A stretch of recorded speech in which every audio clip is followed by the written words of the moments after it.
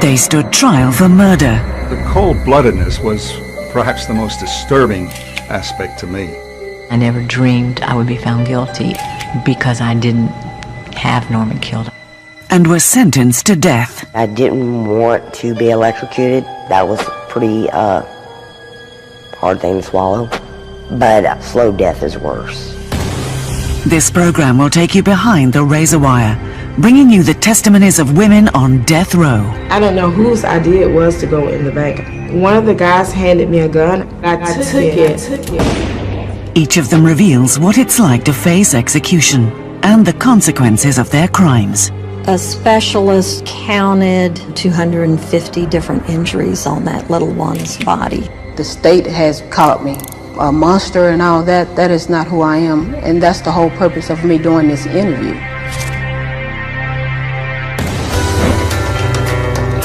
I've never wanted to die. I lost everything I ever cared about. Everything. Almost like every day is your last. I want to stay alive for me. Because if I'm going to die in here, I'm going to die for my truth.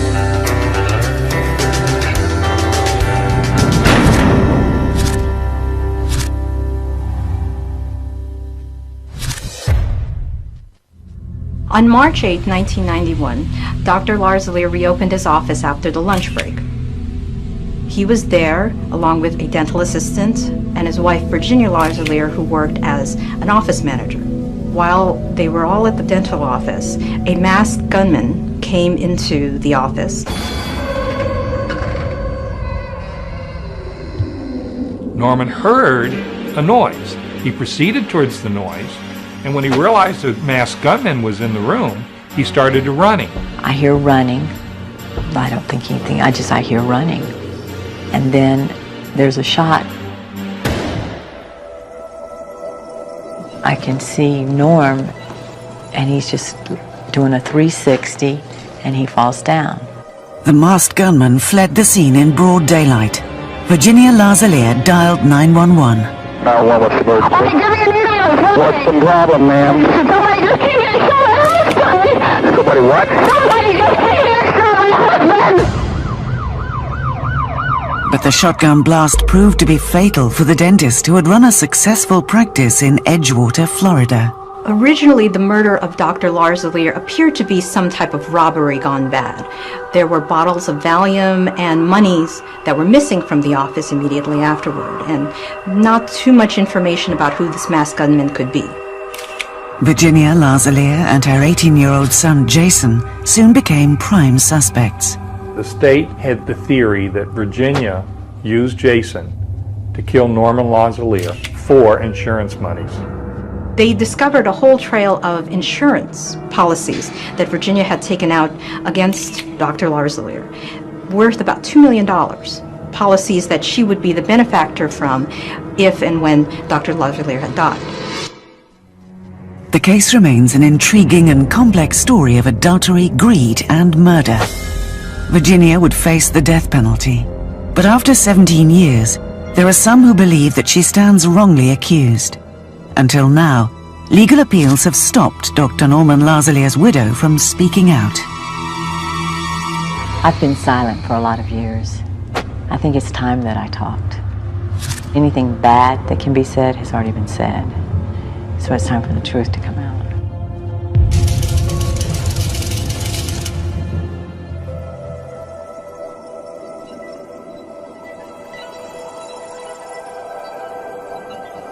I have 3 sisters, so I grew up in a house, 4 girls.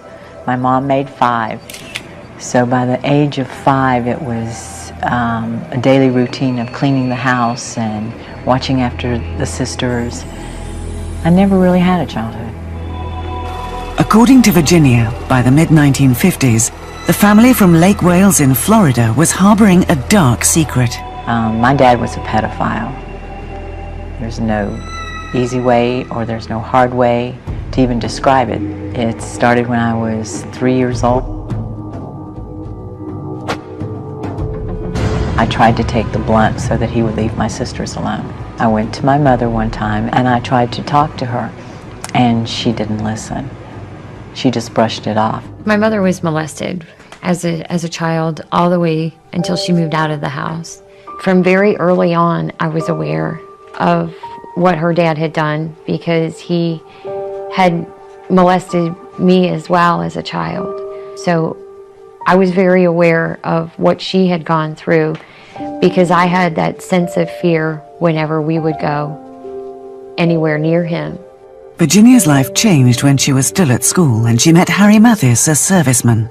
I married him before I even graduated high school, probably to get away from the house. As soon as I married Harry, it was a power tool. It was freedom. No one could tell me what to do. I'm a married woman. In 1972, Virginia gave birth to a son, Jason. But by the time her daughter, Jessica, arrived a few years later, her marriage to Harry was in serious trouble. Harry had a horrible temper, and he also had a horrible jealous streak. So if I went to the store, I was to be back in 5 minutes. If I went anywhere, I was to call. And he had a right, because I wasn't faithful, so he had a right to be jealous. On the night of the 21st of April 1975, an unidentified man took 4 shots at Harry Mathis when he stopped to help a stranded motorist.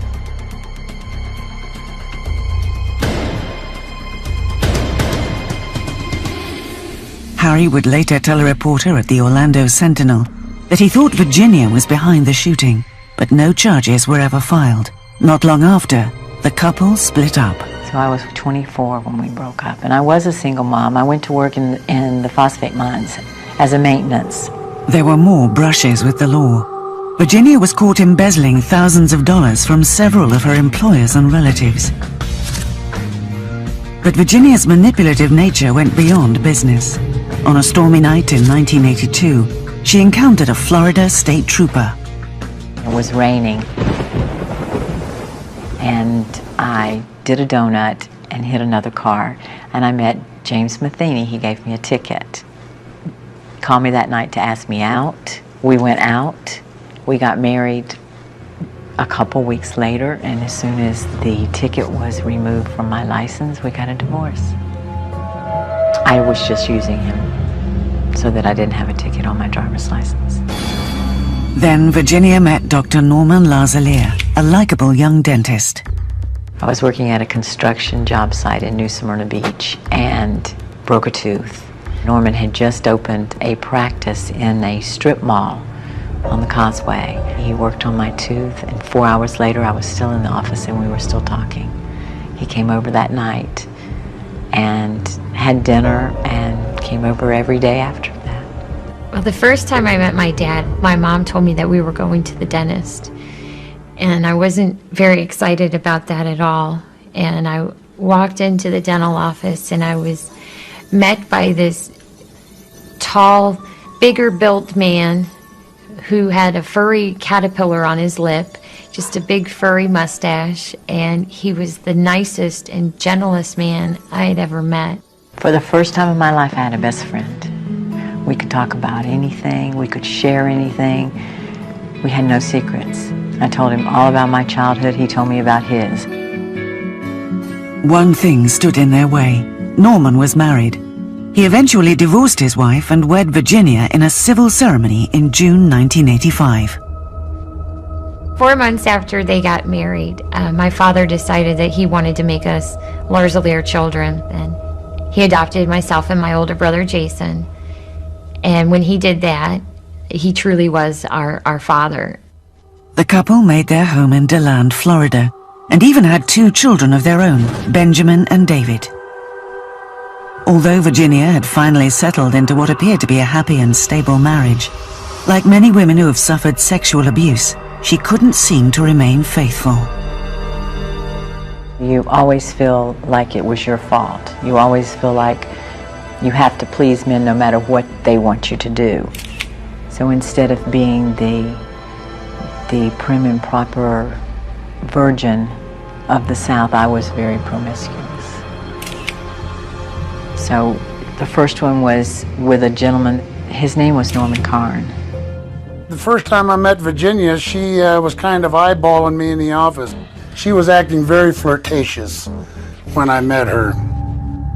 She was very promiscuous, always looking for love. the attention that she felt was void in her life. She received love, or what her version of love was, through sex. According to Kahn, things took a dangerous turn when Virginia made him a deadly proposition.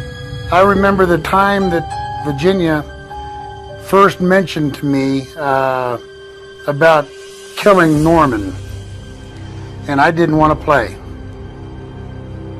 I took a note at that point and put in great big quotation marks, "She wants me to kill him."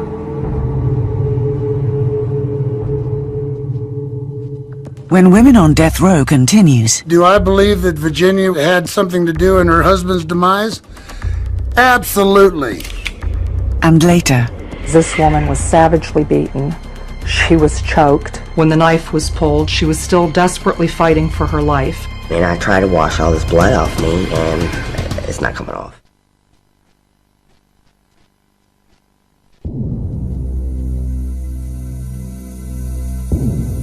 It was maybe 1 o'clock in the afternoon, and it was just like any day there in the dental office.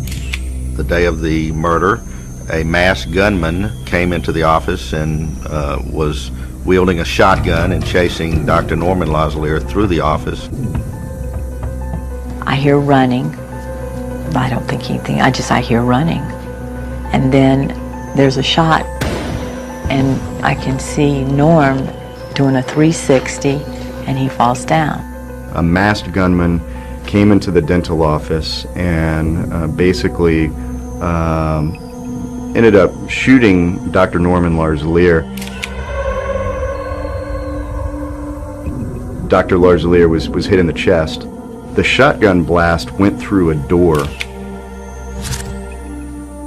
And there's a guy, and he's got this small shotgun in his arm, and he raises the shotgun, and it comes right at me, but it doesn't fire. So I grab the arm with the shotgun, then he slings me off, and he slings me backwards. The masked gunman ended up going out a side door and getting into a car and leaving the scene. What's the problem, ma'am? Somebody just came here and shot my husband! Somebody what? Somebody just came here and shot my husband! I go over to him.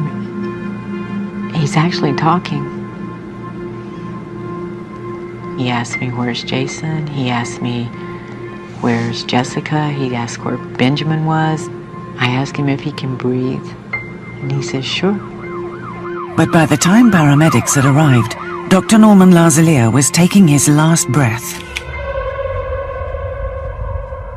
The unidentified gunman had made off with the contents of a safe, which had contained cash, gold coins, and Valium. At first, it appeared to be a robbery gone awry. Virginia gets a detailed description of the assailant by height, weight, skin coloration, footwear, pants, and identifies the type of weapon he was carrying. Virginia Lazalier described someone who was shorter and had a bigger build. Another eyewitness gave a very different description of the gunman. The dental assistant for Dr. Lazalier testified that she saw a gunman who was tall and slender and was similar to Jason Lazalier, who was Dr. Lazalier's adopted son. Emma Lombardi testified that she thought she recognized Jason Lazalier's physical form, and she said it was approximately the same height, the same body build. That wasn't the only mention of Jason.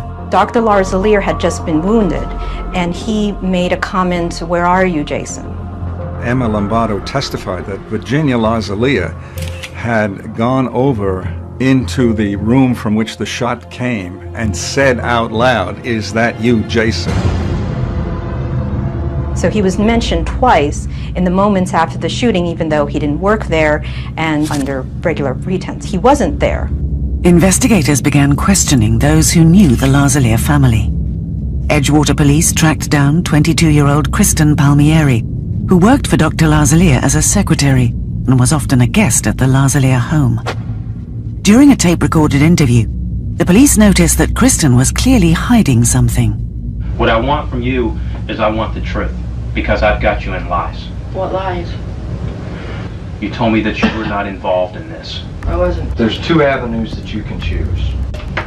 The avenue that goes this way, which is with us, or you have the avenue which is going to go be where Virginia and Jason end up. The young secretary, who claims to be afraid of Virginia, began to provide the police with some incriminating details. We were sitting at the table, and Jason and Virginia were arguing. Virginia had turned to Jason and said, "Don't worry, you'll get your $200,000." Jason had said that he wanted to go and turn himself in because he was tired of the investigation and the lies and everything.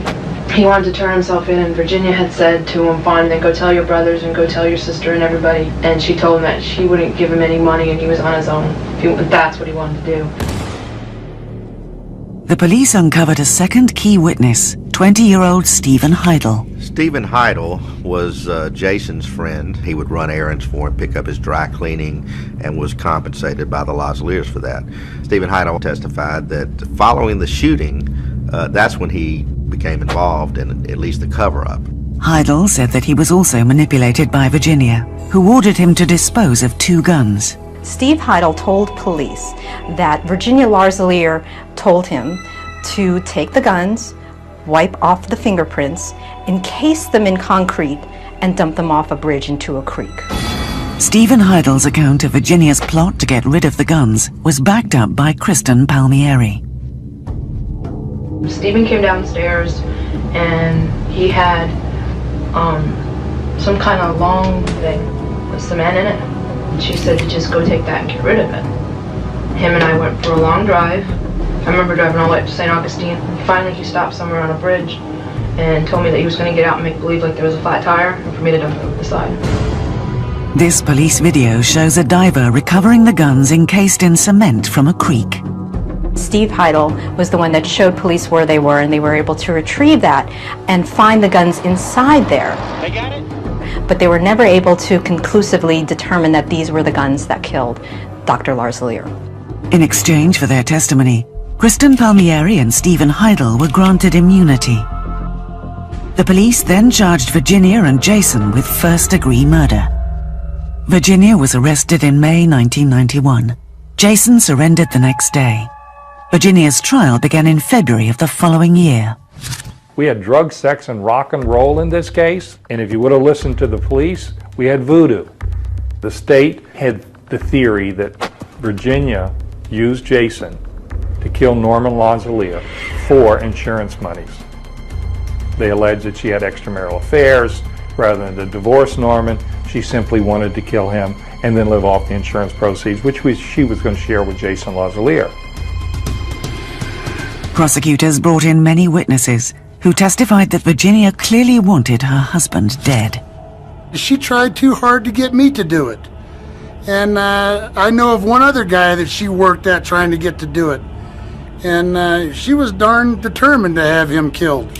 Do I believe that Virginia had something to do in her husband's demise? Absolutely. Absolutely. That was the testimony given by different people who were solicited by her to murder her husband. Jason Lazalier was a young man under the control of a very strong-willed mother. She had made a serious effort to recruit others to murder her husband. Going to her son seemed to be the last straw. But the defense maintained that although Virginia had made some mistakes, she did not kill her husband. I think the jury probably took a very dim view of Virginia's character. They heard all of this extraneous testimony and evidence about her affairs, and they probably didn't like her very much. But that's a far cry from being a murderer. The star witnesses for the prosecution were Kristen Palmieri and Stephen Heidel. Stephen Heidel had real problems with credibility because he claimed not to know anything about this shooting prior to the actual shooting itself. He participated greatly in the cover-up, including the disposal of the actual murder weapon, according to his testimony. I once had a prosecutor who told me that you can't pick your witnesses, and if they are just unsavory characters to begin with, then they're just unsavory characters to a murder case. And that seemed to be the case in the Virginia Larzalier trial. Steve Heidel and Kristen Palmieri had kind of checkered pasts, weren't very stable, kind of living at the Larzaliers. They were the ones who heard all these incriminating statements. But the jury found their testimony credible enough to convict Virginia Larzalier of the murder of her husband. The cold-bloodedness was perhaps the most disturbing aspect to me. This was not a crime of passion. This was a crime of money. I have no doubt in my mind that she is guilty. You knew Stephen Heidel was lying. You knew Kristen was lying. I never dreamed I would be found guilty because I didn't have Norman killed. I had nothing to do with his death. Not long after his mother's conviction, Jason Larzalier went on trial. But unlike the jury in Virginia's trial, jurors felt the evidence against Jason was not strong enough for a conviction. Jason Larzalier was tried after his mother's trial, and ironically, he was acquitted of being the triggerman. So there was never anyone convicted of actually shooting Dr. Larzalier. So what this case basically is you have a murder mystery. You have a masked gunman coming into a dental office and shooting Dr. Norman Larzalier. We do not know who that shooter is. Despite the fact that the gunman was never identified, Virginia Larzalier was sentenced to death for her role in the murder of her husband.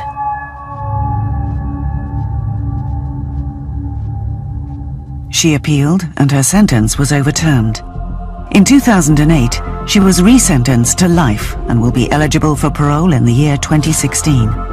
Virginia Larzalier is still fighting to clear her name. I was convicted based on my reputation. I was promiscuous. If I saw something, I went after it. I was self-centered, and I did what I wanted to do, when I wanted to do it, and how I wanted to do it. So I was easily convicted. Virginia believes that the answer lies with Kristen Palmieri and Stephen Heidel, whose testimony helped send her to death row.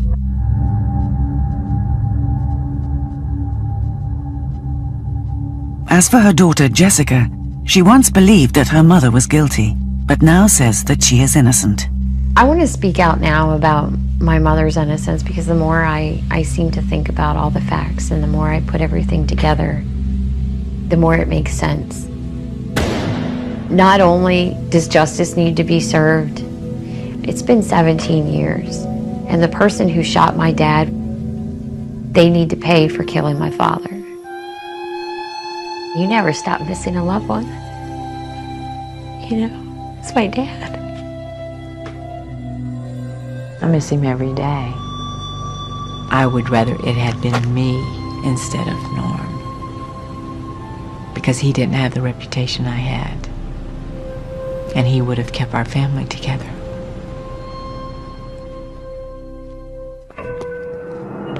As I had the phone up talking to the loan officer, I looked and noticed that two people were walking in the door, and I saw a gun, and I said, oh my God, the bank's being robbed. At 10 a.m. on the 2nd of September 1975, 22-year-old Faye Brown and her friend 21-year-old Joseph Seaborn stormed into the Branch Bank and Trust Company in the rural town of Jamesville, North Carolina. With their weapons drawn, Joseph and Faye approached the cashier. I was scared to death that she was going to shoot somebody, and she just pointed the gun, and I just backed up. I asked her to open the drawers, and I took the money out and I put it in my purse. I went and laid on the floor, and then they got Ruth to lay on the floor, and then another person in the bank. I was really a little scared with the gun in front of me. Faye and Joseph fled the scene with $6,000 in cash. They jumped into a getaway car driven by another friend, Frankie Squire. When I walked out the bank, I got in the front seat of the car and I just laid down and I went to sleep. 15 minutes later, the group was pulled over by Highway Patrolman Trooper Tom Davis for allegedly running a red light. Joseph Seaborn was laying in the back seat of the vehicle, laying down, possibly on the floor of the vehicle. And Faye Brown was laying down in the front passenger seat. So Trooper Davis could only see one person. According to court documents, Trooper Davis approached the car, and then suddenly Joseph Seaborn fired his sawn-off shotgun from the back seat.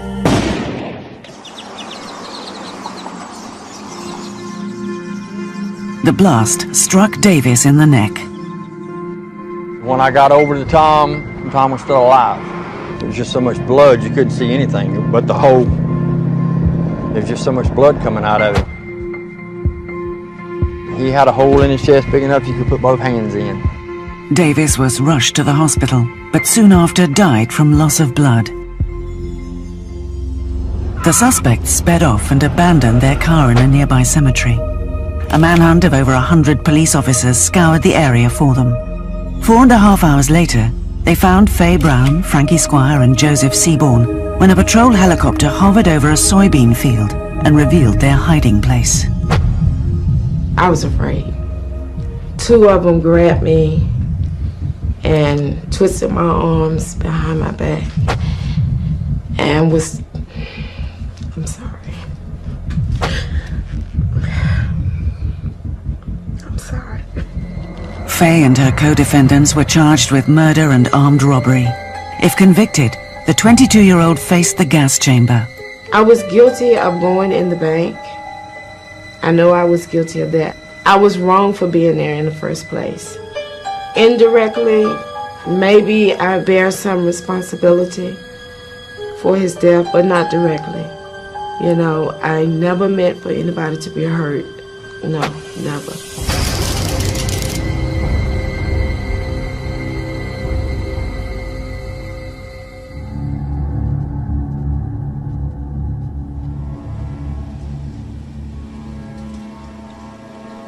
Faye Brown was born in 1953 near the small town of Garysburg, North Carolina. My mother and father had 8 kids together, and my dad, he had 2 other children.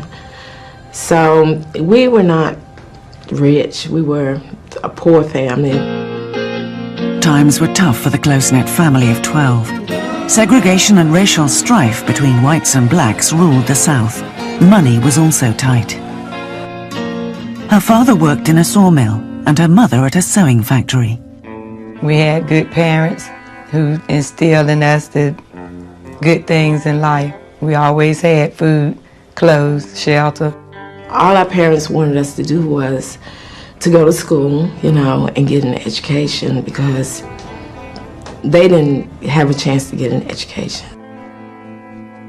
As a sister, Faye was very smart and she was very opinionated. You know, she would go to school, she would do her work, and she always made straight A's, and she never had to study. I really liked school, and as a matter of fact, when I graduated from the 8th grade, I was the valedictorian. But everything changed when Faye's parents insisted that she attend a desegregated school 30 miles away. We were assigned to a predominantly white school. They had Klan signs up and down the highway, and the kids didn't want us to sit beside them on the bus, and it was just a lot of racial tension. My mother, she always felt like she wanted us to have the best. They were telling them at that time that this was the best thing for Faye. But Faye, of course, didn't feel that way. We used to have shakedowns at the school like it was a prison. So a lot of times I got expelled, you know, because I was very outspoken. Faye's rebellious streak continued at home, where she repeatedly defied her parents. Sometimes they would whoop her, and she wouldn't cry. And I would cry because it hurt me, you know, to see her getting a whooping. Because she wasn't a bad person. When she got in her head that she was right about something, you know, that's just the way she was. At about 16, Faye says she became fed up and dropped out of school. She turned to drugs to escape her mounting frustration. When I quit school, I didn't do anything but just, you know, hang around with older people and get high, smoke marijuana, drink, and that's it. They called the police.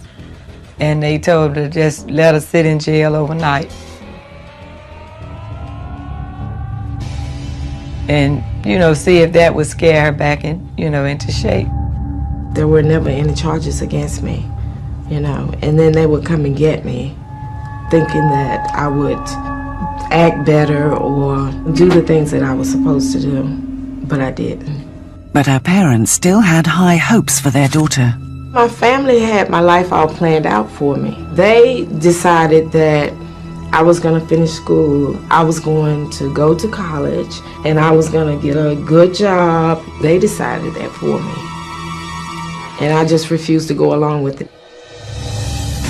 Faye briefly went back to school, but left before graduation. Over the next couple of years, she continued doing drugs and hanging out with the wrong crowd. In 1973, she met two men at a club. They were Frankie Squire and Jason Seaborn. It would change the course of her life forever. Frankie, I had been knowing maybe about 2 years. I didn't know Joseph that well. We used to just hang out, you know, and get high. But according to Squire's testimony, the group did more than just drugs. Agent Slaughter says that in August 1975, Faye, Frankie and Joseph conspired to rob a local bank for some quick cash. It was a planned act. They had been talking about robbing the bank for some period of time. That's not something that just happens that morning while you're drinking coffee. Faye claims there was no such plan. On the 2nd of September 1975, she says that Joseph and Frankie picked her up to go for a ride. I had been doing acid all night, and the following morning was when I saw them. I got into the car with them, and we were just riding and drinking beer and smoking marijuana. We got into this little town. I don't know whose idea it was to go in the bank.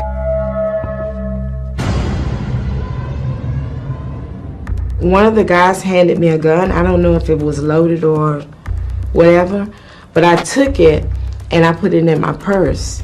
So when I walked into the bank, I just stood in line. She had bleached her hair out, and she put a hood on her head. And she came around to the teller window and came behind the cage. Joseph walked in. He's put the sawed-off shotgun together in front of my face. And I can just hear it clicking right now. It was a terrible sound. He was a short little fella, but when he put the gun together, it clicked 3 times, and I thought, he's going to kill her, just as sure as the world. And then they told us all to lay down. If everybody would cooperate, if nobody would be hurt. The 2 cashiers and the 1 customer lay on the floor while Faye removed $6,000 from the drawer. She knew what she was doing, okay. I don't think she was scared.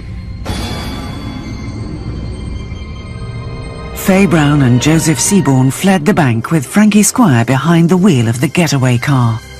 Approximately 15 minutes later, North Carolina State Trooper Tom Davis pulled the vehicle over for a routine traffic offense. The authorities believe that Davis had no idea that the 3 had just robbed a bank. The suspect's car real slowly came through the intersection and actually ran the red light. And my dad pulled in behind them. It appeared to be 1 person in the car. He walked up to the car, and someone across the street in the garage said they heard him say, "Good morning." And about the time he said that, somebody rose up out of the back seat. A shotgun blast went off.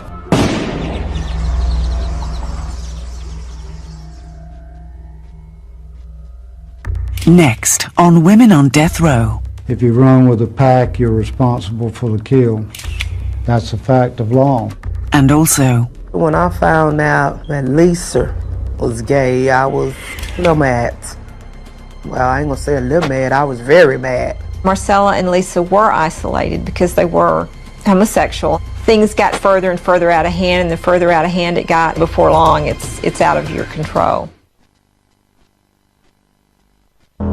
In September 1975, 22-year-old Faye Brown and 2 friends robbed a bank in Jamesville, North Carolina. Soon after, Trooper Tom Davis pulled over the getaway car. As he approached the vehicle, he was shot in the neck by Joseph Seaborn from the back seat. I knew Trooper Davis from playing against his son in Little League Baseball. He was a friend to everybody. Everybody knew of Tom Davis. In 1975, Dan Whitehurst was a 19-year-old volunteer medic. He was visiting his father just 20 feet from the crime scene when he heard the shot. I grew up hunting, so I knew it was a shotgun blast, it wasn't a rifle blast. When I got over to Tom, he had a hole in his chest big enough you could put both hands in. All I could do was, I had t-shirts on, I took my t-shirt off, I tried to put it in his chest, anything I could get a hold of to make a pressure bandage and put it on and try to stop the bleeding. And you know, Tom would open his eyes and look at me, and I feel like today that Tom knew who I was, but he just couldn't tell me anything. Trooper Davis was rushed to the hospital, but the loss of blood was too great. He was 49 years old. Davis's son was on his way to school when he heard on the radio that a highway patrolman had been killed. You know, it always runs through your mind that it might be my dad, but it always, you know, you say it's somebody else. The instructor called me outside, and then the two troopers told me that my dad had been shot and killed in a bank robbery. I mean, the death of my father was devastating. I lost one of my best friends and a mentor, and you know, the only thing we had left was memories. He was such a strong part of this community, and then all of a sudden, someone to come in and say he's been killed is quite a shock. While friends and family wrestled with Davis's death, Faye and her cohorts were on the run. They abandoned their car in a nearby cemetery and then took off on foot. We walked to a soybean field, and I pulled my shoes off and I laid down and went back to sleep. Over 100 officers were called in to track down the suspects. It was one of the largest manhunts that they had ever seen. State Highway Patrol helicopter joined the search and actually landed, and they blew the soybean down and revealed where the suspects were hiding. I saw all those police coming through the field, then I got scared. Two of them grabbed me by my arms, and one of them hit me in the back and said, "I have to blow your damn head off." When they came in, they looked like people who had been working in the field, but they did not look like anybody who had been beat up. Investigators also recovered the shotgun, a pistol used in the robbery, and $6,000 in stolen money from Faye's handbag. The three were then taken into custody. Joseph Seaborn confessed to the shooting, but claimed it was an accident. According to Slaughter, this was impossible. The likelihood of him shooting the door, the back seat, or the roof out were far better than striking a trooper. I do not believe it was an accident. Faye Brown then gave her statement. Although she now claims that she was asleep, Agent McLeod says that's not what she told the police 33 years ago. She did not say she was high, did not say she was asleep. She said that she was laying down in the front seat of the car and she heard the gunshot. I just laid down and I went to sleep. I do not remember hearing a shot at all. I don't even remember the car stopping. She sure wasn't asleep when she walked in that bank, and she wasn't asleep when she stuffed the money in the pocketbook. Although the confessions and the evidence clearly pointed to Joseph Seaborn as the gunman, all three were charged with murder and armed robbery. I was thinking, well, I can't be punished for that because I didn't do that. I can only be punished for what I did. And I admitted what I did, you know, because my parents didn't teach me to lie. Someone is killed in the commission of a felony. If there's more than one person involved, they're all three guilty of murder. It was bad enough that she had robbed a bank, but then we found out that somebody had lost their life because of it. If you run with a pack, you're responsible for the kill. That's a fact of law.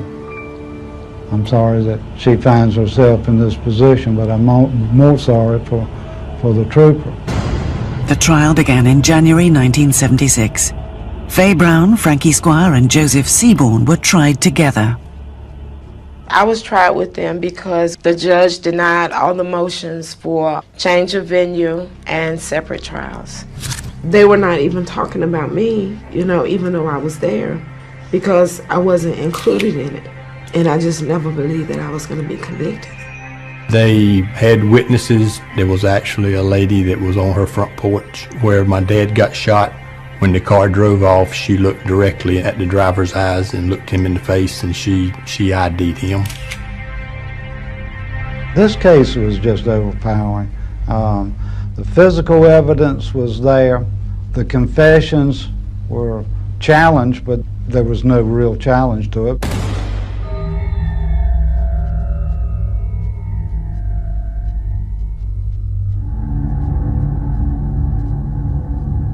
I was numb. It was like it was happening to somebody else and not me. They made a mistake, you know, because I didn't kill anybody. She was partially responsible for the death of a law enforcement officer. I think she needs to cope with that. My reaction was a sense of closure. I wasn't jumping up and down with joy because it was a sad time. It was a sad time for everybody. I mean, it was a sad time for the three of them to know that they were facing the death penalty. It was a sad time for us because we'd lost our dad. Faye was transferred to North Carolina's death row. She was only 22 years old. A lot of times I could not even look myself in the mirror. I hated to even look at myself because I hurt a lot of people. In 1976, in a twist of fate, the U.S. Supreme Court ruled that the sentencing terms of North Carolina murder cases were unconstitutional. Faye and her co-defendants were resentenced to life with the possibility of parole. Although she escaped death, Faye didn't feel she had much to live for. I proceeded to do the same things that I did before I got locked up. I was still getting high in prison. I wasn't a model inmate. Not by a long shot, I was not. I was very angry, bitter. I was a young woman sent to prison, and I felt like I was there unjustifiable. After a decade behind bars, Faye's attitude began to change. She began studying and trained as a beauty therapist. She was also reconciled with her parents. But in 1991, Faye's mother died of cancer. I think after my mom died, I really got serious. That was the turning point. I stopped doing drugs. All my parents ever wanted me to do was to go to school and get an education. That took a terrible toll on her. And I told Faye that even though Mama was gone, that I would do all I could to be there for her. Faye Brown has lived in prison for 33 years. She has been denied parole 22 times due to the nature of her crime. I do feel like she should have been punished for what she did. Everybody should. But, I mean, this is a long time, 32 years. She was only 22 years old when she went in. I feel like she needed that second chance to come out and see what she learned. I believe that I should be out. I believe that I should have been out a long time ago. I mean, by me being here, I mean, what? I don't get it. Bank robbery that led to my father's death is, you know, it's hard to put into words how I feel. I'm sorry that they did it. Do I think about them on a regular basis? No, I do not. But at the same time, when I do think about them, I think that they should serve their time. Faye still claims that she was asleep when Trooper Davis was shot, but she does feel remorse for her part in his death. I'd like to say to the family of Guy Thomas Davis Jr.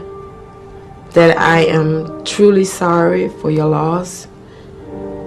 I didn't mean to hurt you. Never meant any harm to anyone. And I hope that someday that they will forgive me.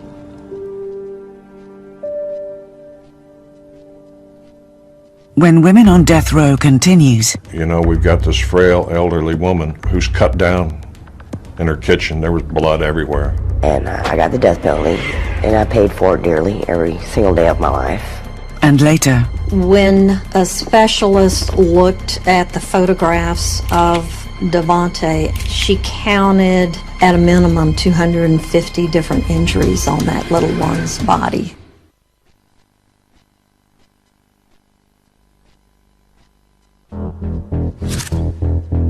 In the autumn of 1985, the small, quiet town of Reddington Beach, Florida was horrified when a member of their community, 77-year-old Geneva Kane, was found brutally murdered in her home. Well, it really was a shock to the community for an elderly woman to be home alone and to have the sanctity of her home breached and to have such a brutal, violent murder occur in this community. On the 1st of October 1985, Mrs. Kane's neighbors called the police after noticing that her newspaper was still in her front garden and that her garage door was closed. Normally, Mrs. Kane got up, got the newspaper, the garage door was open, so there were some peculiarities that had the neighbor concerned. I was assigned to respond to a house out in Reddington Beach, Florida. Mrs. Kane was laying face down in her kitchen in a pool of blood. It appeared that her throat had been cut.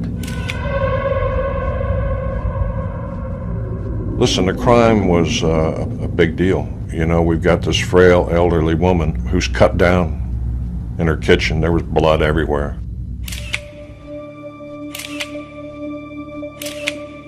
The big question facing the homicide detective, Terry Rhodes, was who could have committed such a vicious act against a 77-year-old widow. There was no sign of any forced entry into the house. The house did not appear to be ransacked.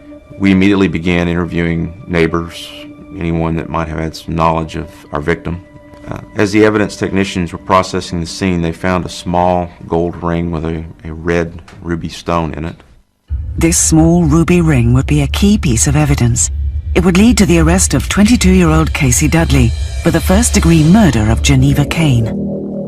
I got the death penalty. I took it in flying colors. Somebody needed to take the rap. Well, I wish I could take it back. And I paid for it dearly every single day of my life.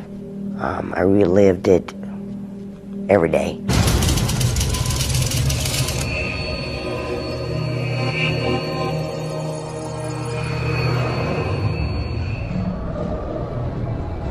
Well, I was born in Columbus, Georgia, but I lived in Phoenix City, Alabama. I had a father that was pretty powerful. He was into the Ku Klux Klan. It was in the time of the movement in Alabama. So the little things that he did with his little secret societies was kind of like on the down low. To the outside world, Casey's father seemed like a nice, normal family man. But in reality, she says, he was a monster who turned their home into a torture chamber. Well, he was a happy-go-lucky type of guy when he was out and about socially. But behind closed doors, I went through a lot of physical and mental and emotional abuse, along with my mother and my sister. I was about 9 years old when I had to tell my mother that, you know, people don't live like this. Casey had a terrible childhood. From what she told me, she and her sister both were abused. Their mother was abused. She was a battered woman. I remember one time seeing there was an iron ladder. My mother was tied to it and beat. And we thought she was dead. I think I was probably about 4 years old. He always told me, you could try to tell people, they're not going to believe anything you have to say. So I basically accepted that. Witnessing her mother suffering was too much for the young Casey. She began using drugs and alcohol to escape the pain. I drank my first beer, probably, and bourbon by 6. I started using around 9, smoked marijuana, and then I graduated to acid, and did those kinds of things, Valiums, because that's what was laying around the house. Casey still sought love and affection no matter what the price. I did various things to get his attention, because he never really showed love. So I did do stupid things like hit myself in the nose to have a nosebleed, or I poured turpentine in my ears to have violent earaches. Casey's parents divorced when she was a teenager. She bounced back and forth between her mother and father until one night when she said her father beat her for the last time. He beat me pretty bad. I was black and blue from my shoulder blades down to probably the back side of my kneecaps. The troubled teenager ran away and ended up in Georgia with her mother, but that environment wasn't any better. She was very dysfunctional. She had married again. He was a pervert. I was trying to bring it to her awareness. And she basically said, well, you know, if you don't like the way things are running around here, you know where the door is. She seemed to have had a very difficult upbringing, difficult life. Her mother was, in her words, an alcoholic. Casey, on several occasions, been left to fend for herself and make do. Despite the instability, her mother was all she had in life. Well, I know my father did a lot of damage, and I justified her behavior. She was an alcoholic. She's almost killed several times, and I was there to pick up the pieces. But when her tumultuous home life became too much, Casey ran away again and made the streets her home. I hit the road a lot, going out and putting myself into jeopardy. In her early 20s, Casey left Georgia and tried to start a new life in Daytona Beach, Florida. There, she met a 38-year-old businessman called Bob Bennett. He had a little money going, and of course he meant well. Probably the first person that ever did. And he just forbidded my mother to come around me. But Casey's continued drug use put a strain on her only stable relationship. I would take off on my little excursions and stay gone 3 or 5 days. He got to where he just didn't give me a rein of the car or money. So I had to end up getting a waitress job. While working as a waitress, Casey began having an affair with a colleague, 19-year-old Michael Sorrentino. He just looked real cute. He had this cute little sports car, you know, cocaine. He was into what was happening at the time. So we were seeing each other. Casey's mother, Nancy Dean, was now living in Florida. She took a job about 3 hours away from Daytona, working for a wealthy 77-year-old widow called Geneva Kane. Mrs. Kane obtained Mrs. Dean through an employment service in St. Petersburg. Nancy Dean moved in as a full-time housekeeper, but tension soon started to develop between her and Geneva Kane. Mrs. Kane, she was quite a feisty, very independent woman. Most people felt like that she was very demanding of the people that she hired. She wanted a lot of attention, a lot of help. My mother would call me up periodically and say, you know, I can't believe what this woman's doing to me today and this kind of thing. You know, with my mother's alcohol problem, they began to fight a lot. According to the authorities, Casey's mother hatched a plan to rob the widow. Mrs. Kane was a woman who had some wealth. Nancy Dean simply saw an easy opportunity to make Mrs. Kane a victim and steal her belongings. Well, I was like, why don't you just get some bikers together and just come over here and throw down, and you just take off for the whole house, and nobody gets hurt, of course. Nothing ever came of the robbery idea, because after several more arguments, Geneva Kane fired Nancy Dean in September 1985. We also believed at the time that Mrs. Dean may have been drinking outside the residence. Mrs. Kane apparently didn't tolerate alcohol. After losing her job, Nancy Dean went to Daytona, where her 22-year-old daughter was there to pick up the pieces. Casey checked her mother into a motel. That night, Casey's new boyfriend, 19-year-old Michael Sorrentino, joined the two for a night of partying. We all hung out there and got drunk, got high on cocaine, and my mother's just like, I just can't let this go. I got to go back to this place and get my belongings. I got to get this. I got to get my tax refund check. We got to go. We got to go back. I can't just leave it. When Women on Death Row continues. There was blood everywhere, and I couldn't control what was going on. It was happening so fast. And later. Tying up a child and putting him in a pantry is intentional, and it's cold-blooded, and it's evil.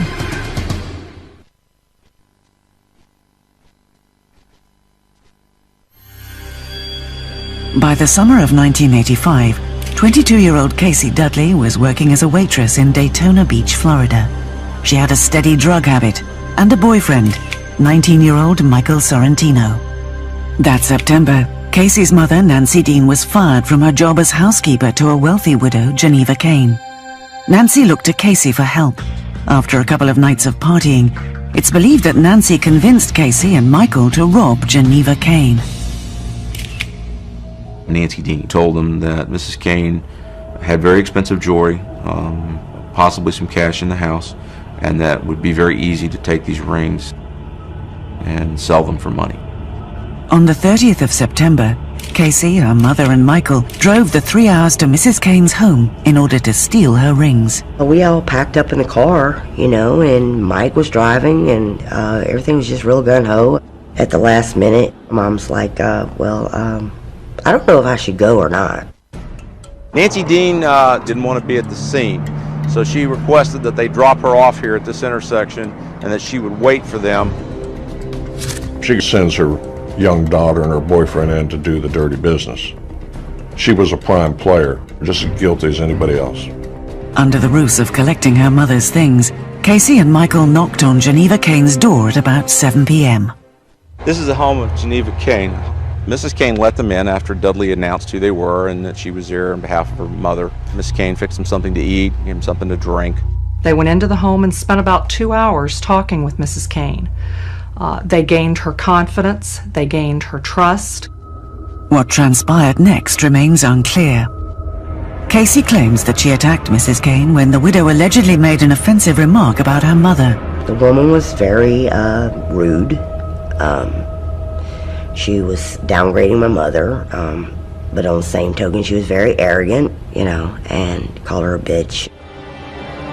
Casey basically assaulted Mrs. Kane in an attempt to steal her rings and remove her rings off of her hands. A struggle ensued. I took my belt off and put it around her neck and slung her to the floor. Stop it! Stop it! Stop it! Well, about this time, my co-defendant's behind me, and we're both strangling her at this point. Oh my God! Well, it finally came to mind what exactly I was doing. Her statement to us was that she had run across the house to look out a window to see if anyone had heard Mrs. Kane screaming. She states when she returned to Mrs. Kane's body that Michael Sorrentino had used a knife and had cut her throat. He's come off the floor with a knife. Now, I have no idea exactly how he cut her throat. But the authorities believed it was Casey who cut Mrs. Kane's throat. This woman was savagely beaten. She was choked. When the knife was pulled, she was still desperately fighting for her life. There was blood everywhere, and I couldn't control what was going on. It was happening so fast. I was losing my mind. So I go in the bathroom and I try to wash all this blood off me, and it's not coming off. After haphazardly cleaning up, Casey and Michael stole Mrs. Kane's handbag and the ring from her lifeless finger. They then frantically returned to pick up Casey's mother.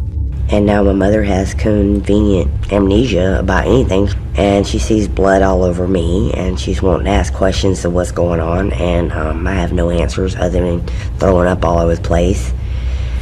And so we go to a motel room, and I go in the shower. And my mother cleans up all the evidence. According to Casey, Nancy Dean also disposed of the murder weapon. A few days later, Michael and Casey pawned the stolen ring for $3,000. Michael went to California, Casey took a bus to Atlanta. All the investigators and the crime scene technicians realized what a horrific scene this was with anyone, but especially an elderly woman in her own home. There was a tremendous amount of blood. While processing the gruesome scene, the detectives found a single ruby ring under Mrs. Kane's body. They then began questioning neighbors for any clues as to who could have wanted Mrs. Kane dead. We had been alerted by a witness that Mrs. Kane had a recent housekeeper, a live-in companion by the name of Nancy Dean. Over the next month, the police interviewed Casey's mother twice, At first, she denied knowing anything about the murder. When you came over here to Pinellas County to talk to Detective Rhodes, why didn't you tell him then what you know now? I just couldn't. Why? She's my daughter, but she's involved in it, and I didn't want her to be involved in it. She's not a bad girl. I just couldn't understand how it happened or why it happened or anything. I noticed Casey had blood all over, and I thought she'd been hurt. And she admitted they had come to see Mrs. Kane. I asked her why, and she's still hysterical. She really couldn't talk. And she said not cut her throat. In addition to her mother's confession, Casey's work colleagues positively identified the ruby ring as hers.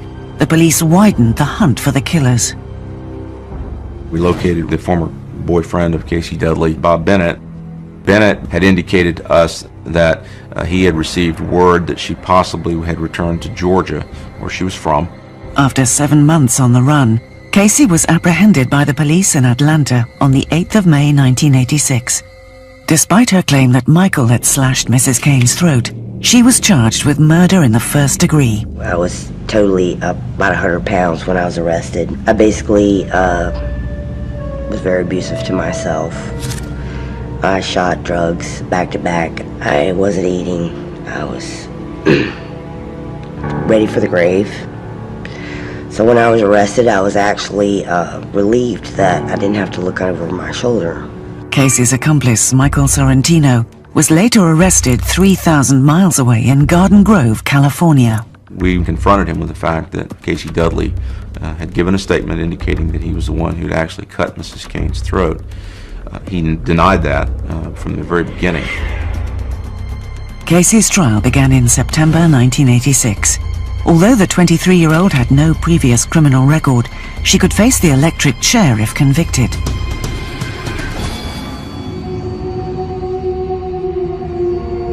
The crime was committed during the course of a robbery. The crime was cold, calculated, and premeditated, and the crime was especially cruel, heinous, and atrocious. I thought it was going to be a difficult case. Casey had had a hard life as a teenager. She was only 22 at the time. She had a hard look about her, and that, of course, concerned me. You know, you want sympathy and pity. And early on, I recognized that that was going to be a problem in this case. There was other damning evidence. In addition to the ruby ring found at the crime scene and Michael Sorrentino's statement, experts found blood evidence from the getaway car. They claimed that the amount of blood where Casey was sitting suggested that she was the killer. We had every reason to believe, based on the facts that we had, that she was the one who attacked Mrs. Kane. She was the one who choked Mrs. Kane. That was probably almost a zero-chance case. It didn't matter whether she or Sorrentino killed Mrs. Kane, it was first-degree murder. That scenario is a prosecutor's dream. The jury found Casey guilty and sentenced her to death. Like most of her life, Casey was more concerned about the woman who, the police say, put her up to the robbery. I just was worried about how my mother was going to respond to it. So when they did pronounce, you know, you will die in an electric chair until you're dead, I turned around to look at my mother like, you know, everything's going to be all right, I'm okay, and my mother passed out. I think it's always a very somber moment for anyone. But as a prosecutor, I felt that Mrs. Kane had received justice. And I agreed with their recommendation.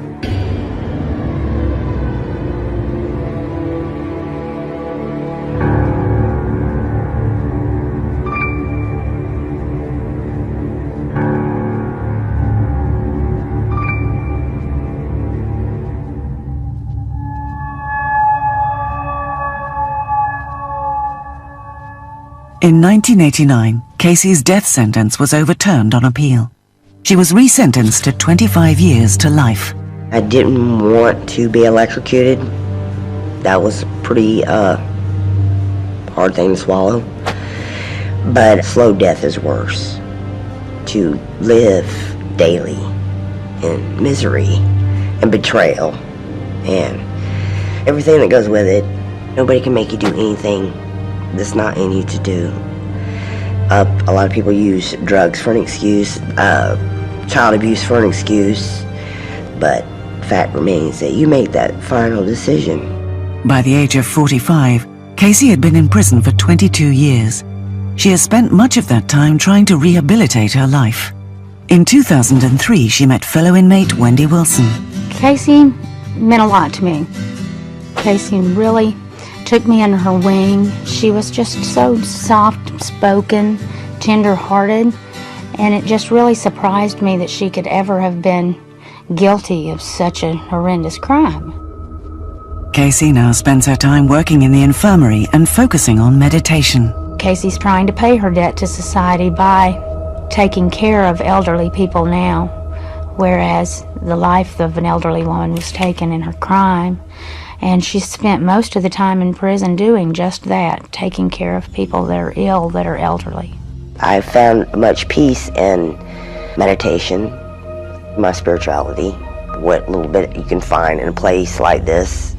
You have no rehabilitation plan in here. You have to rehabilitate yourself. I'm very sorry that I can't change anything, but I am doing my time. Is he conscious? No, he's not breathing. Can you please get the fire? In the early morning hours of the 26th of July 2004, Arlington police received an emergency call from the Arbors apartments. Did you see what happened? No, I don't know. He got something coming through his nose. The voice on the line was that of 23-year-old Marcella Williams, whose 9-year-old son Devontae had stopped breathing. The day before, he was real sick and he was throwing up a lot. Everything that he ate and everything he drank, he was throwing up and it was coming out. Although Devontae had been sick for days, Marcella had failed to seek medical attention. Also present was 28-year-old Lisa Coleman, Marcella's live-in girlfriend. By the time they called 911, it was too late. I don't know what the baby was just lazy. Unconscious person, Arbors of Arlington, 10. Thought we'd find on arrival a standard 9-year-old boy, a workable patient, a salvageable patient. What we really found was an emaciated, looked like third world country 3-year-old.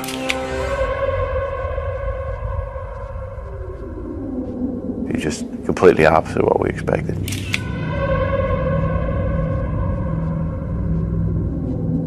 It was obvious that this was not just a child that had quit breathing, that this child was severely malnourished.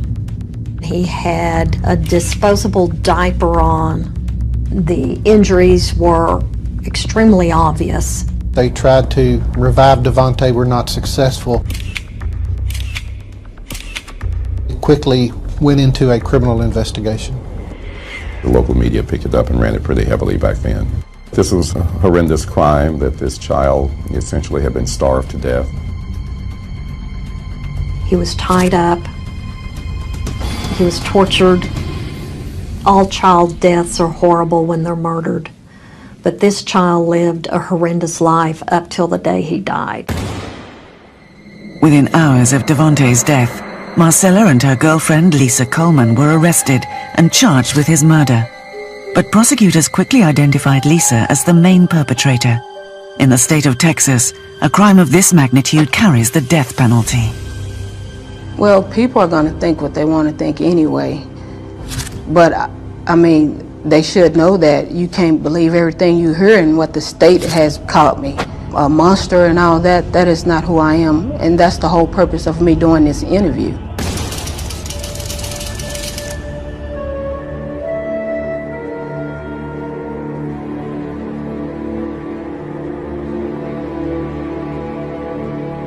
I grew up in Louisiana with my mom and my brothers and sisters. I really didn't just have a childhood life like normal kids. For one thing, Patricia Coleman was just 13 years old when she gave birth to Lisa. My mom, she was molested, well, raped, you know, and I was the product out of that rape. And so Lisa was born as a result of a rape. And of course, her mother was only 13. The alleged abuser was Patricia's own stepfather. To escape the abuse, Lisa's mother moved in with her grandparents.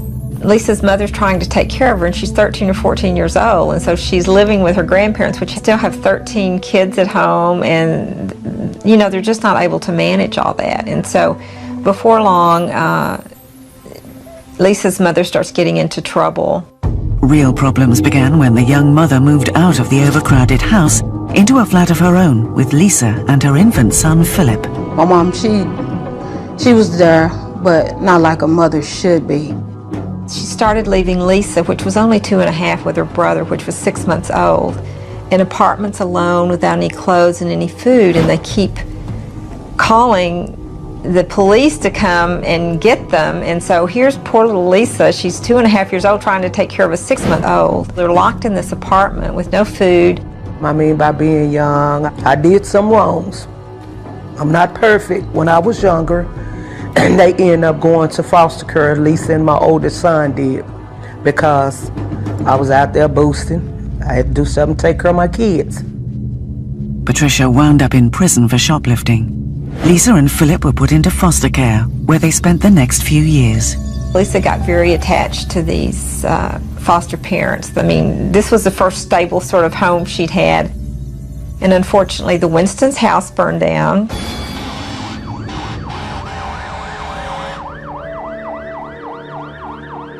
Mrs. Winston apparently had some sort of nervous breakdown, and so she had to be hospitalized. And so Child Protective Services had to come and take Lisa and Philip and place them somewhere else. They reacted very badly, particularly Lisa, because she felt like she was being rejected once again, that nobody wants me.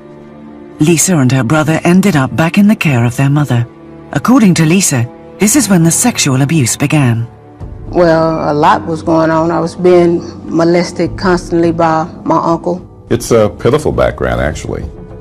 Very skewed as far as any relationships. Her being abused, beaten, her moved around from home to home in a foster setting as well as with other relatives. Her being not only physically abused but sexually abused in the past. She really didn't have a chance to escape from all of that. When Lisa was 13, Patricia moved the family to Fort Worth, Texas. Chaos ruled Lisa's life. I went to using drugs, smoking marijuana and drinking. And I was still in school, of course, but I was just going, but I wasn't getting anything out of it. And I started running with gangs and doing drugs. When Lisa was 16, she discovered that she was pregnant. Like her mother, Lisa turned to hustling. She says she had to provide for her son, Dontrell. And starting in 1993, Lisa was arrested numerous times. Her criminal record includes selling drugs, burglary, and theft. While on parole, she met Marcella Williams. She was one of the people that me and other friends hung around. And we just hooked up actually one night at the club. We, you know, chit-chatted, talked, whatever, and we started hanging out, and then we became real close. We just decided that we would get serious. We started being with each other instead of other people. But Lisa's mother did not approve. Well, actually, when I found out that Lisa was gay, I was a little mad. Well, I ain't gonna say a little mad, I was very mad. But I never, ever agreed with that. Whatever she did, I couldn't say nothing to her. It was just, they was gonna be together. Lisa and Marcella was gonna be together. Over the years, Lisa would serve more time in prison. By the year 2000, Lisa had left her son Dontrell in the custody of her mother and moved in with Marcella and Marcella's 3 children. Her daughters, Destiny and Alicia, and an older son called Devontae. Lisa initially was the caretaker for the children. She's the one that fed them, clothed them. Lisa had a fairly good relationship with Devontae. They called him Tay-Tay, and she frequently referred to Tay-Tay. Devontae was also a child with special needs. According to some accounts, at times he could be a handful. When Devontae was born, he was very premature, only weighed a pound or so, and he was in the hospital for a lengthy period of time. Devontae had all sorts of learning disabilities.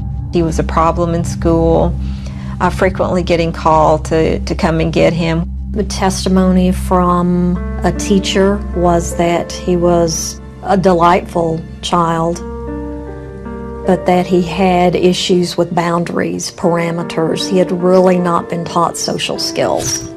I mean, he was just a normal child, loving, just a normal child. I mean, kids are kids. Kids are going to get into stuff. According to Marcella, Lisa would often resort to violence to keep Devontae in line. I would ask her why, why you do the things you do, why, She wouldn't, he's hard-headed and he's the little boy and little boys need to be tough and little boys need to, not be no sissy or no punk. Marcella and Lisa were isolated because they were homosexual, and so they weren't really accepted by the family. Things got further and further out of hand, and the further out of hand it got, before long it's out of your control. At one point, the Child Protection Services intervened, and Marcella temporarily lost custody of her children. Devontae was 5 or 6 when they were took, due to the fact of Devontae telling my worker that Lisa had whooped him hard with a extension cord.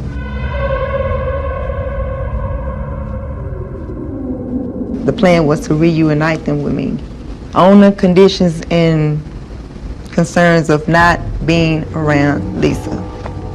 When I got them back months later, I ended up getting back with Lisa. I mean, at first it was physical abuse, but then it got worse. Coming up on Women on Death Row. When I first saw Devontae, my first impression was wasting disease. And then it finally dawned on me exactly what it was. It was starvation. I should have spoke out. I should have did something when it was all happening.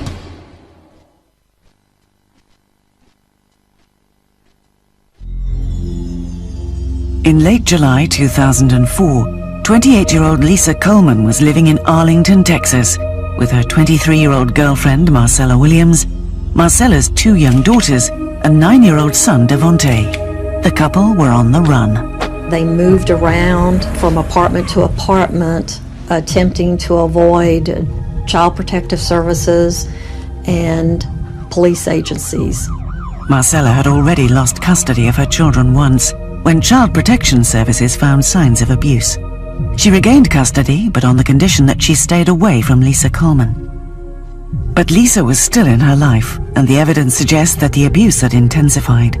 It's believed that to avoid detection, they pulled Devontae out of school. It was obvious they were removing him from school, so there would not be any authority figures around to ask what was going on with this kiddo. Devontae was a boy with special needs. He'd been prescribed Ritalin for hyperactivity. In addition, despite being small for his age, Devontae had an insatiable appetite. I smelled something, I woke up, he was standing over the stove with his shirt, and I looked around, I said, Devontae, what are you doing? He was like cooking breakfast. I never in my whole entire life seen a kid that small could eat a meal for you, him, and anybody else. To prevent his late-night kitchen raids, both Marcella and Lisa confessed to tying Devontae up. She described how she and Marcella would restrain Devontae to keep him from getting in trouble or to keep him away from dangerous things. They would maybe restrain him up to 4 or 5 hours at a time, every once in a while.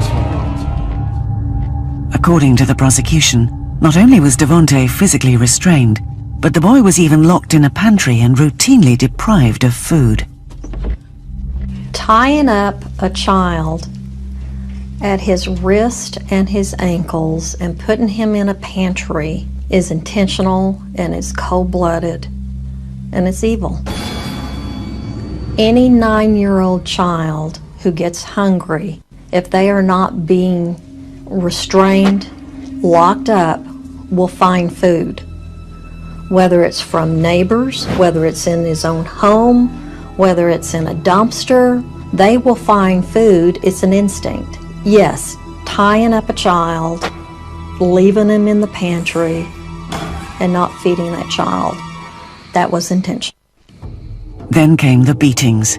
According to Marcella, it was Lisa who would often resort to violence. It's a way to discipline a child and a way not to discipline a child. I used to always try to tell her, yet I didn't do more of what I should have done. You know, I was young and I didn't do more of what I should have done. Marcella, she ain't never been nothing. She wasn't even a mother. To me, she wasn't. Lisa Ann Coleman, she played father to those kids. Lisa fed them, bathed them, went to the grocery store, make sure that they had this and they had that.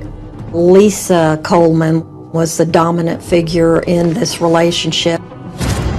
Marcella was more of the passive figure. Concerning the abuse with Devontae, both of them were involved, but she seemed to be harsher and took the lead a lot in what happened to Devontae.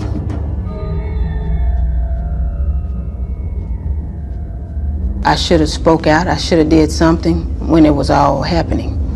When what was all happening? Well, that's part of my case, and that will be going into my case, which I prefer not to discuss. In late July 2004, 9-year-old Devontae Williams came down with severe flu-like symptoms. I went and bought him medicine over the counter, Pedialyte for being dehydrated, chicken noodle soup, stuff like that, you know. And I was like, my plan was if he didn't get no better, whether he had bruises or not, because I was scared to take him to the hospital because I knew that they were going to take my kids. According to Marcella, on the night of the 25th of July, she put Devontae to bed and woke later to find her 9-year-old son's lifeless body. Did you see what happened? No, I don't know. He got something coming through his nose. When I began to do CPR on him, the food and everything that I had gave him, he was throwing up. I was on the phone calling 911, asking what do I do, you know, get somebody out here. I don't know what the baby was just laid there. Unconscious person, Auburn of Arlington, 1010 East Arkansas. When I first saw Devontae, my first impression was wasting disease. And then it finally dawned on me exactly what it was. It was starvation, systematic starvation over a long period of time. I had seen it before in Sudan back in 1985.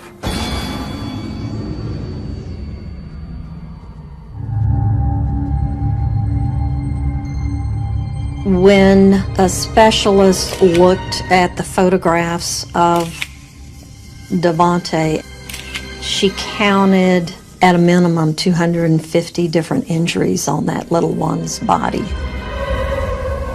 including burns, massive ligature markings on his wrist and ankles.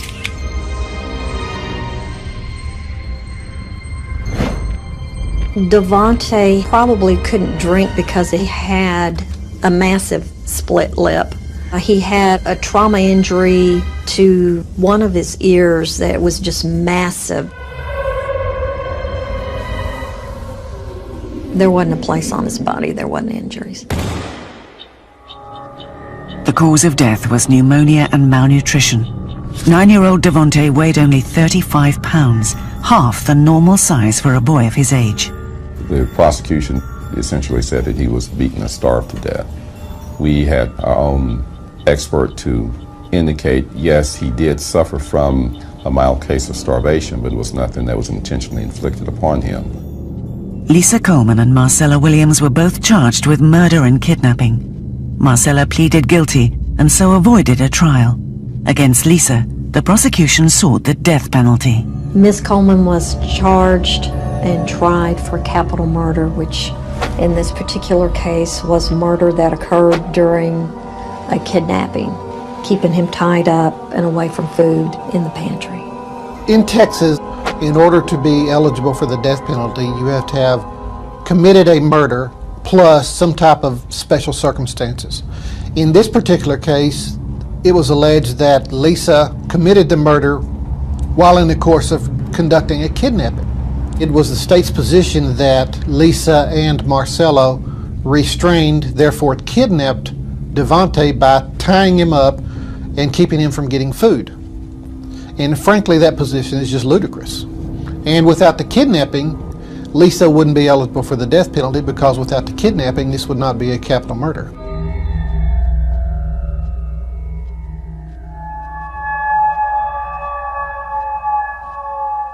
I can still see her face real vividly when last time I saw her. She was in the holdover. We talked about her sentence, and gives me nightmares. Oh, I just feel so bad for her. As I said, she didn't deserve it, but we have to move on.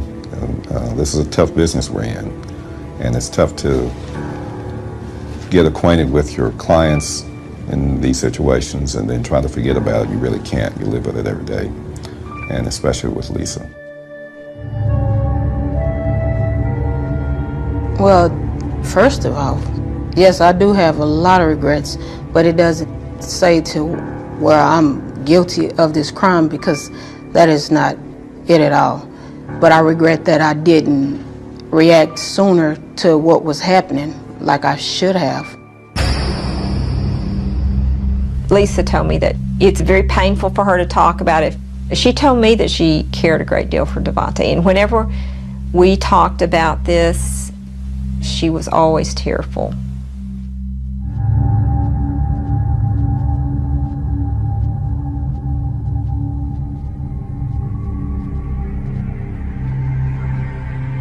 It's not a day that don't go by that I don't think about them.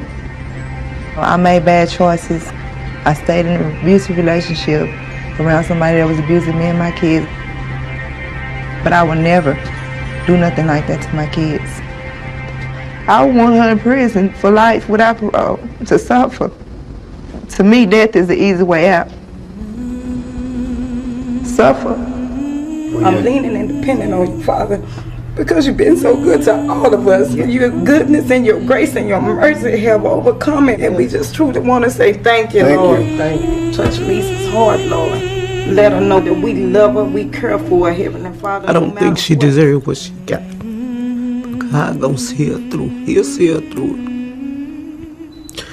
If it meant to be, he'll see her through it. I mean, only he know what happened between them and the baby.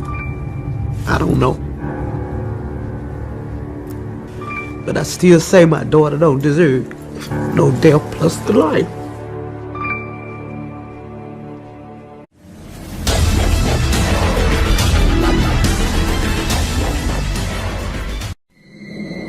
They stood trial for murder.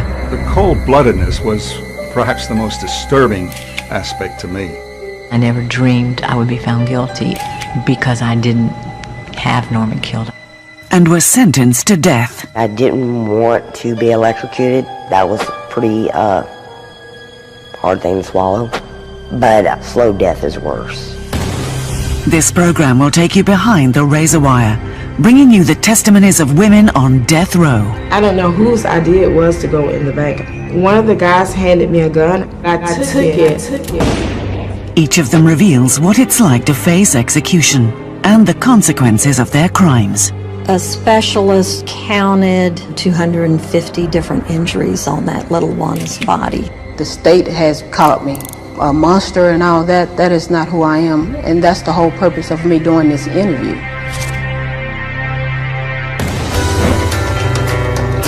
I've never wanted to die. I lost everything I ever cared about. Everything. Almost like every day is your last. I want to stay alive for me. Because if I'm going to die in here, I'm going to die for my truth.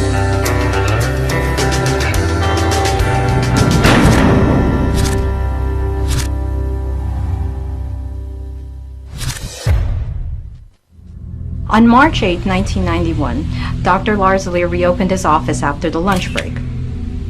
He was there along with a dental assistant and his wife, Virginia Larzalier, who worked as an office manager. While they were all at the dental office, a masked gunman came into the office.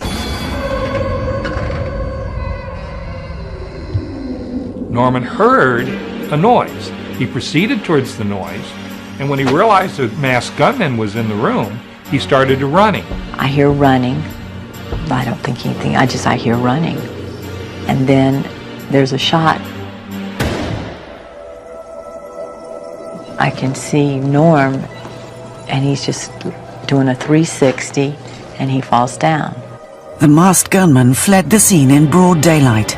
Virginia Lazalier dialed 911. 911, what's the emergency? What's the problem, ma'am? Somebody just came in and shot my husband! Somebody what? Somebody just came in and shot my husband! But the shotgun blast proved to be fatal for the dentist who had run a successful practice in Edgewater, Florida. Originally, the murder of Dr. Lazalier appeared to be some type of robbery gone bad. There were bottles of Valium and monies that were missing from the office immediately afterward, and not too much information about who this masked gunman could be. Virginia Lazalier and her 18-year-old son Jason soon became prime suspects. The state had the theory that Virginia used Jason to kill Norman Lazalier for insurance monies. They discovered a whole trail of insurance policies that Virginia had taken out against Dr. Lazalier, worth about $2 million. Policies that she would be the benefactor from if and when Dr. Lazalier had died. The case remains an intriguing and complex story of adultery, greed, and murder. Virginia would face the death penalty, but after 17 years, there are some who believe that she stands wrongly accused. Until now, legal appeals have stopped Dr. Norman Lazalier's widow from speaking out. I've been silent for a lot of years. I think it's time that I talked. Anything bad that can be said has already been said. So it's time for the truth to come out.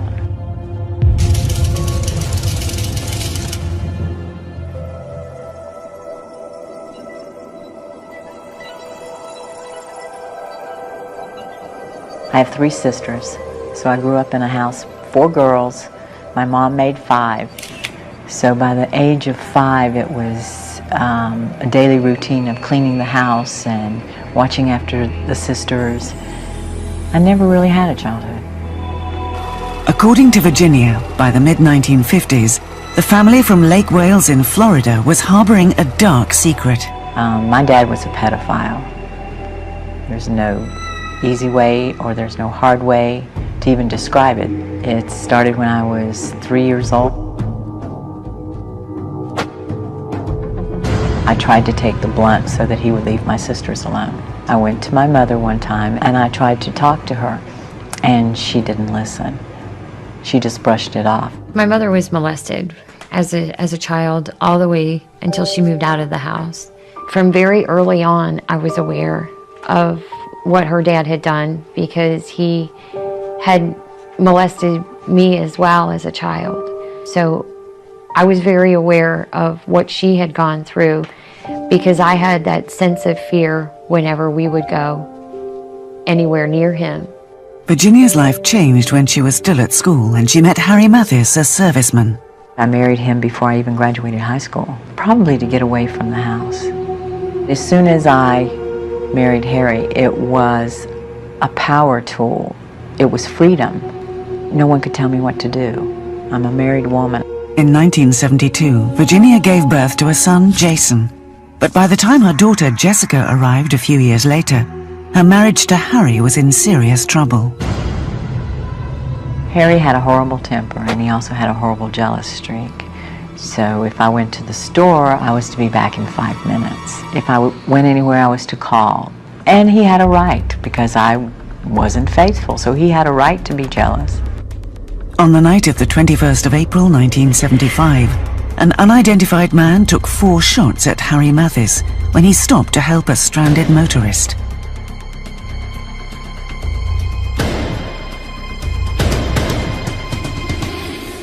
Harry would later tell a reporter at the Orlando Sentinel that he thought Virginia was behind the shooting, but no charges were ever filed. Not long after, the couple split up. So I was 24 when we broke up, and I was a single mom. I went to work in the phosphate mines as a maintenance. There were more brushes with the law. Virginia was caught embezzling thousands of dollars from several of her employers and relatives. But Virginia's manipulative nature went beyond business. On a stormy night in 1982, she encountered a Florida state trooper. It was raining, and I did a donut, and hit another car. And I met James Matheny. He gave me a ticket. He called me that night to ask me out. We went out. We got married a couple weeks later, and as soon as the ticket was removed from my license, we got a divorce. I was just using him so that I didn't have a ticket on my driver's license. Then Virginia met Dr. Norman Lazalier, a likable young dentist. I was working at a construction job site in New Smyrna Beach and broke a tooth. Norman had just opened a practice in a strip mall on the Causeway. He worked on my tooth, and 4 hours later I was still in the office and we were still talking. He came over that night and had dinner and came over every day after that. Well, the first time I met my dad, my mom told me that we were going to the dentist. And I wasn't very excited about that at all. And I walked into the dental office and I was met by this tall, bigger built man who had a furry caterpillar on his lip, just a big furry mustache, and he was the nicest and gentlest man I had ever met. For the first time in my life, I had a best friend. We could talk about anything, we could share anything. We had no secrets. I told him all about my childhood, he told me about his.